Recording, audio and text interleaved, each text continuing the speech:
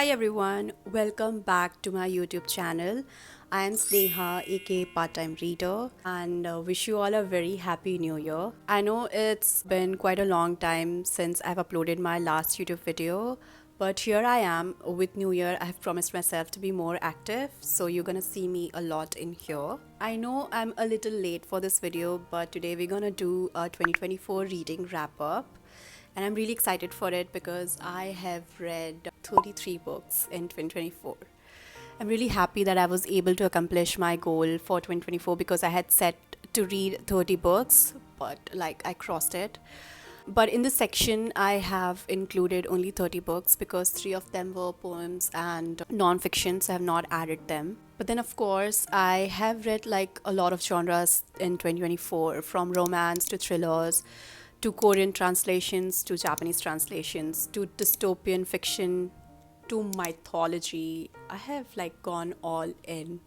It was such a journey, and I'm just really happy that I was able to read all these beautiful books. And I'm aiming to read more in 2025. But yeah, now I'm gonna share all my thoughts and what my ratings were for these books.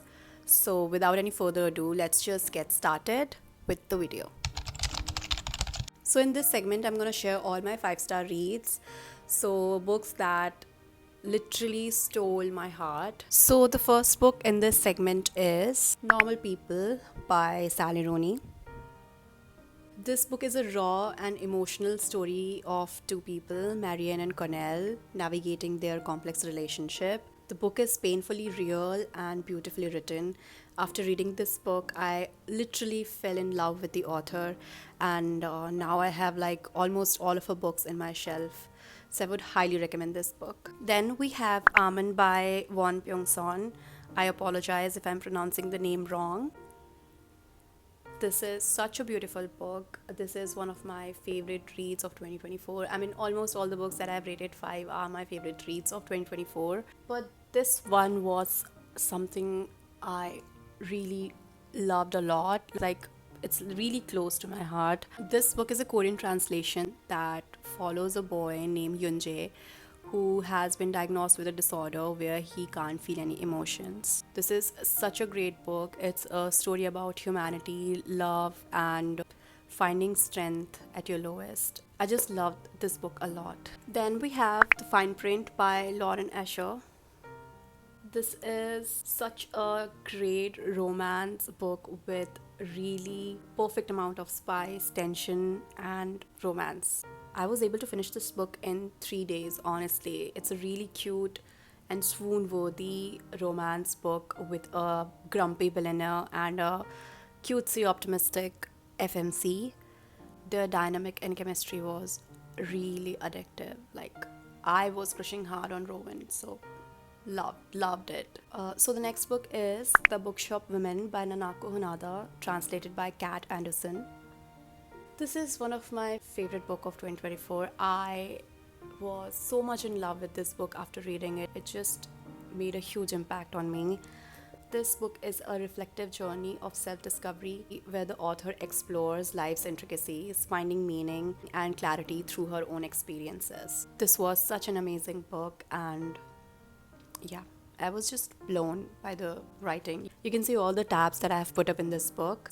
This is that one book, if somebody would ask me, like, you have a choice, you only have to give us one book that you really loved in 2024 and would recommend to everyone, that would be this book for sure. Then we have the most heartbreaking and devastating book of 2024, A Little Life by Hanya Yanakihara. This is the thickest book that I read in 2024, and this book literally broke me. It is such a heavy book, not in terms of pages, but in terms of the writing.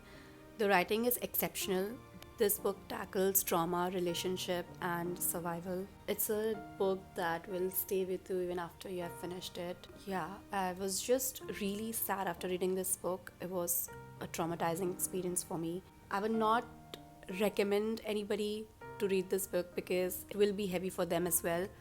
But if you really want to feel that side of reading and that side of emotion, you can definitely go ahead and read this book. Then the next book is Tuesdays with Morrie by Mitch Albom. This book is a heartfelt exploration of life and its lessons. Like, this book is a must read. I read this book at a time where I really needed those lessons and those wisdom that Morrie left behind, and it really helped me. So welcome to the second segment of the video, and in this segment I'm going to share all the books that I've rated 4.5.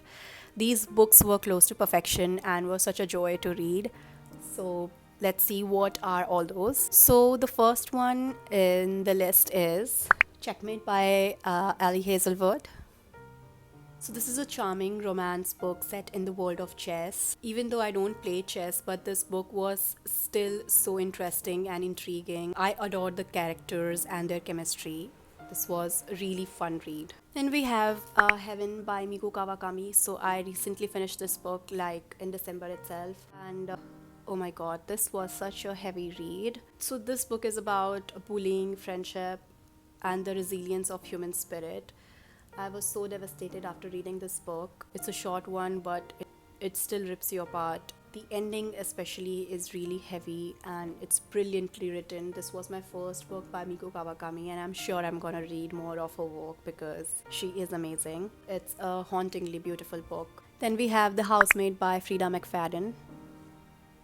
This thriller had me hooked from the start to the end. I mean, I finished this book in one day. It's a fast-paced and a really intriguing book. Like, you just would not want to put this book down. I mean, I know the story is predictable.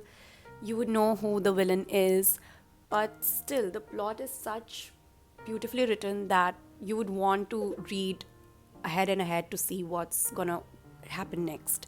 So for that reason, I really enjoyed this book a lot. The next book is The Gentleman from Peru. It's by Andre Asman. This book is a short yet emotional story of love and memory. The author's prose are stunning. The writing is brilliant, and initially when I was reading the book, I was feeling a bit confused, like, okay, what's happening now? What's gonna happen? But the way the author had twisted the plot really had me like, it's such a cute and heartwarming story that I honestly fell in love with this book. Then we have A Bird on My Windowsill by Manav Kaul, translated by Nandini Kumar Nickerson. So this book is a touching and underrated gem that explores the themes of loss and hope, and it's beautifully put. Everything is beautifully written. You would relate so much from so many lines that you would be forced to highlight them. And after reading this book, I went ahead and ordered most of his book because I just fell in love with his writing. So yeah, loved this book a lot. Welcome to the third segment of this video. In this segment, I'm going to share with you all of the books that I have rated 4 stars. Now, let's check out my 4-star reads which I thoroughly enjoyed. So the first is Jaya by Devdutt Patnaik. So this is an illustrated retelling of Mahabharata. I really liked the writing and illustrations in this book. This is a contemporary retelling of Mahabharata, and it's informative, thought-provoking, and accessible. Then we have Musafir Cafe by Divya Prakash Dubey. This is a really nice, cute, and warm story about love, dreams, and complexities of relationship. A really adorable book. The next book is My Gita by Devdutt Patnaik. This book is an insightful and easy to understand exploration of Bhagavad Gita's philosophy. So it has been really brilliantly explained. Then is White Nights by Fyodor Dostoevsky. So this book is a classic, a beautifully melancholic tale of unrequited love. I mean, we all are aware of how Dostoevsky captures the human emotions so perfectly, and this is one of his that classic writing which I honestly really enjoyed reading. So the next book is The Housemaid's Secret by Frida McFadden. So this is the second book in the series of The Housemaid. So this is a thrilling sequel that literally kept me on the edge of my seat. I know things are a bit predictable, but still, she has that knack of writing where she will keep you hooked, even if you know what's going to happen next.